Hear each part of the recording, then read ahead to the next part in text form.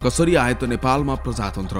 राजा त्रिभुवनको भूमिका के थियो त? कांग्रेस र राणाहरूको संयुक्त सरकारले कसरी काम गर्यो? के भएको थियो त्यो बेलाको घटनाक्रम? आज हामी यो विषयमा कुराकानी गर्नेछौँ। अलग टिभी नेपालमा तपाईलाई स्वागत छ। Subscribe now and press the bell icon. Never miss an update.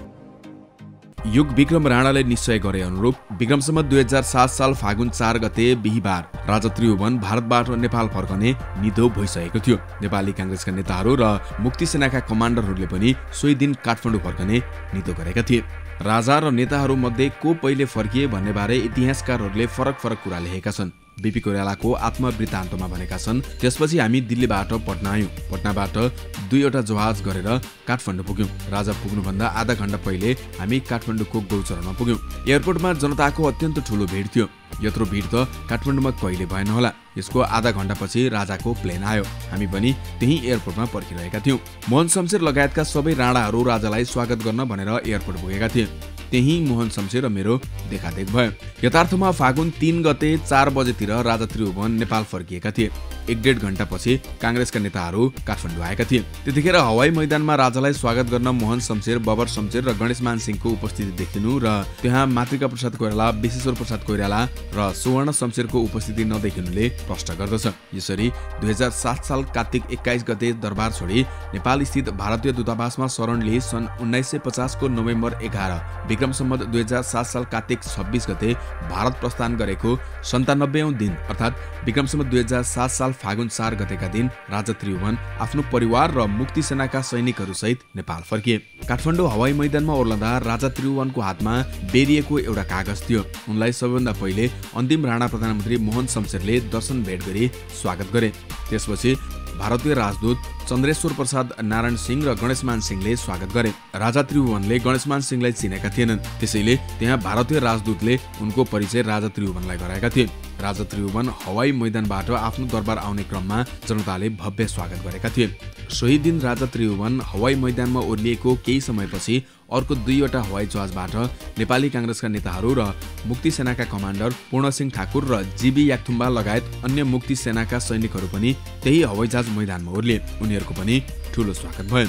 त्यसबेलासम्म Nepali कांग्रेसका नेताहरूमा विश्वेश्वर प्रसाद कोइराला नेपाली जनताबीच ज्यादै नै प्रसिद्धि भइसकेका थिए। हवाई मैदानमा उपस्थित बहुसंख्यक जनता त्यहाँ विश्वेश्वर प्रसाद कोइराला लगायतका नेताहरू हेर्न आएका थिए।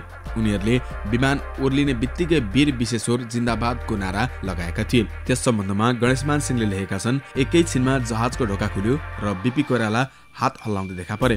भिड थप उत्साहित भएर नारा लगाउन थाल्यो। बीपी पछि मातृका बाबु सुवर्णजी क्रमशः निस्किनुभयो। त्यसपछि मुक्ति सेनाका कमान्डरहरू पूर्णसिंह र जीबी याक्थुम्बा जहाजबाट ओर्लनु भयो। भिड जोडतोडका साथ नारा लगाइरहेको थियो। मैले बीपी कोइराला, सुवर्णजी, मातृका बाबु सबैलाई माला लगाइदिए र साथीहरूको परिचय गराए। भिड अनियन्त्रित रूपमा बढिरहेको थियो। त्यस्तो अवस्थामा त्यही ठाउँमा विलम्ब गरिरहनु उचित हुँदैन भनी नेताजीहरूको लागि तयार पारेको मोटरमा उहाँहरूलाई राखेर काठमाडौँतर्फ लाग्यौं। यसरी राजा त्रिभुवन र नेपाली कांग्रेसका नेताहरू फर्केको सो दिनदेखि राणाहरूलाई गरिने सलामी, स्वस्तिको साटो, नमस्कार र जय नेपाल भन्न थाले। सोही दिन बेलुकी नारायणहिटी राजदरबारबाट निस्कने प्रत्येक उच्च कर्मचारी तथा भारदारहरूलाई निर्विक्रम प्यासी, बद्रीनाथ जस्ता नवयुवकहरूले जय नेपाल नभनाई ढोकाबाट अगाडि बढ्ने दिएनन्। एउटा नयाँ उमङ्ग र उत्तेजनाले त्यस दिन नेपाल फरिएको थियो।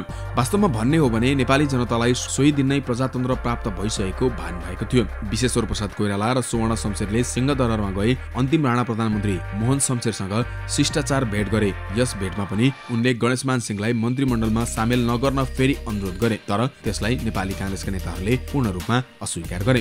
त्यतिखेर गठन हुने मन्त्रीमण्डलमा प्रधानमन्त्री पछि कसको मर्यादाक्रम रहन्छ भन्ने विषयले राणा पक्षमा अन्यल बनाइरहेको थियो। त्यस किसिमको मर्यादाक्रमले रक्षा मन्त्रीको अभिभार लिन लागेका बबर शमशेर ज्यादै चिन्तित थिए। यथार्थमा प्रधानमन्त्रीपछि गृहमन्त्रीको मर्यादाक्रम पर्छ। बबर शमशेर आफ्नो मर्यादा गृहमन्त्रीको पछि नभएर प्रधानमन्त्रीको पछि हुनुपर्ने कुरामा अड्डी लिन थाले। गठन हुने मन्त्रीमण्डलका गृहमन्त्री बीपीले पनि आफ्नो मर्यादाक्रम यथावत नै रहनुपर्नेमा अडान लिए। यो समस्या राजा त्रिभुवन समक्ष पुग्यो। उनी बीपी, मोहन शमशेर, विजय शमशेरलाई भेटी आपसी सरसल्लाह गरी समस्या समाधान गर्न अनुरोध गरे। बबर शमशेरले विपक्षी समक्ष आफू शपथ ग्रहणपछि मन्त्रीमण्डलको एउटा बैठकमा मात्र भाग लिने र त्यसपछि मन्त्रीमण्डलको कुनै पनि बैठकमा भाग नलिने कुरा बताई यी दुई ठाउँमा आफूलाई प्रधानमन्त्री पछिकै ठाउँमा रहन दिन अनुरोध गरे। बीपीले पनि यी दुई ठाउँमा मात्र 2 पटक सो स्थान दिने र त्यसपछि आफू नै सो स्थानमा रहने कुरा व्यक्त गरी बबर शमशेरको अनुरोधलाई स्वीकार गरे। बबर शमशेरले आफ्नो वचन पूरा गरे। मन्त्रीमण्डल पहिलो बैठकमा भाग लिए र त्यसपछि अरू बैठकमा कहिले पनि उपस्थित भएनन्। विक्रमसम्वत 2007 साल फागुन 6 गते शनिबारका दिन राणा प्रधानमन्त्री तथा श्री 3 महाराज मोहन शमशेरले आफ्नो पुर्खा जङ्गबहादुरले तत्कालीन महाराजधिराज सुरेन्द्र वीरविक्रम शाहबाट प्राप्त अधिकार उल्लेख गरिएको पञ्जापत्र नारायणी दरबार लगी फिर्ता गरे। सोही दिन सिंहदरबारमा नेपाल सरकारको सचिवालय रहने घोषणा पनि भयो। सोही दिन बेलुका काठमाडौँ स्थित गलकोटे राजा थिरुबम मल्लका पिताको दरबारमा नेपाली कांग्रेसका अध्यक्षले एक बैठक बोलाए। सो बैठक बोलाउनुको मुख्य उद्देश्य देशको विभिन्न कुना काप्चाबाट काठमाडौँ आएका नेपाली कांग्रेसका प्रतिनिधिहरूसँग नयाँ गठन हुने मन्त्रीमण्डलका बारेमा राय सल्लाह लिनु थियो। तर यी सबै कुरा दिल्ली सम्झौता मार्फत नै निर्णय भइसकेकोले बैठकको औचित्य थिएन। दिल्ली सम्झौता विरुद्ध यस बैठकले कुनै निर्णय नै गर्न सक्ने थिएन। यो वास्तविकता बैठक बोलाउनेदेखि लिएर उपस्थित हुने सबैलाई थाहा थियो। तैपनि बैठकमा मनमा लागेका कुरा त्यहाँ व्यक्त गरे, जसमा मुख्यतः दिल्ली सम्झौतामा सही गर्नु नहुने र भद्रकाली मिश्रलाई नेपाली कांग्रेसको मन्त्रीमण्डलमा समावेश गर्न नहुने कुरा नै मुख्य रूपमा उठेको थियो। तर यी विचारहरूबारे नेताहरूले कुनै प्रष्ट धारणा भने व्यक्त गर्न सकेनन्। यी सम्पूर्ण कुराले गर्दा कांग्रेस कार्यकर्ता व्यापक रूपमा असन्तुष्ट हुन पुगेका थिए। एउटा अन्यलको स्थिति थियो। त्यसैबीच बबर शमशेर र बीपीको निर्धारित मर्यादाक्रमले उनीहरू झन बढी असन्तुष्ट र दिगदार बनाएको थियो। त्यसैले उनीहरूले त्यसको विरोध गरे। राणा पक्षले पनि निर्धारित मर्यादाक्रममा तलमाथि नहोस् भन्न त्यही रूपमा आफ्ना तर्कहरू गरिरहेका थिए। यस्तो स्थितिमा मर्यादाक्रमको विवाद सहमति समाधान गरेको भए तापनि शपथ लिने समयमा के हुने हो भन्ने विचारमा बीपी चिन्तित थिए। त्यसैले अघिल्लो दिन नै विजय शमशेरलाई एउटा चिठी लेखी शपथ लिने समयमा दरबारमा केही हुन सक्ने र त्यसको समाधान उनले मात्रै गर्न सक्ने हुँदा सो दिन र समय उनलाई दरबारमा उपस्थित भइदिन अनुरोध गरेका थिए। विक्रमसम्वत 2007 साल फागुन 7 गते आइतबारका दिन राजा त्रिभुवनले पूर्व निश्चित निर्णय अनुसार नेपालमा राणा शासनको अन्त्य भएको घोषणाका साथसाथै राणा र नेपाली कांग्रेसको तर्फबाट संलग्न 10 जना सदस्य रहेको मन्त्रीमण्डल समेत घोषणा गरे। राजा त्रिभुवनले सोही दिन गरेको घोषणामा नेपालमा गणतन्त्रात्मक विधि अनुरूप शासन सञ्चालन गर्ने आफ्नो विचार भएको कुरा पनि प्रष्ट गरेका थिए। राजा त्रिभुवनले नेपालको राष्ट्रिय सेनाको कमान्डर इन चीफको पदमा केशर शमशेरलाई नियुक्त गरे। त्यतिखेर सर्वदलीय राष्ट्रिय सरकार गठन गर्नुपर्छ, मुक्ति सेनाका कमान्डरहरू मध्येबाट नै कसैलाई नेपाली राष्ट्रिय सेनाको कमान्डर इन चीफ बनाई मुक्ति सेनालाई स्वतन्त्र राख्नुपर्छ भन्ने विचार धेरैको थियो। तर त्यो विचारले दिल्ली सम्झौता पछिदेखि नै नेताहरूको बाध्यता र कमजोरले गर्दा मान्यता पाउन छोडिसकेको थियो।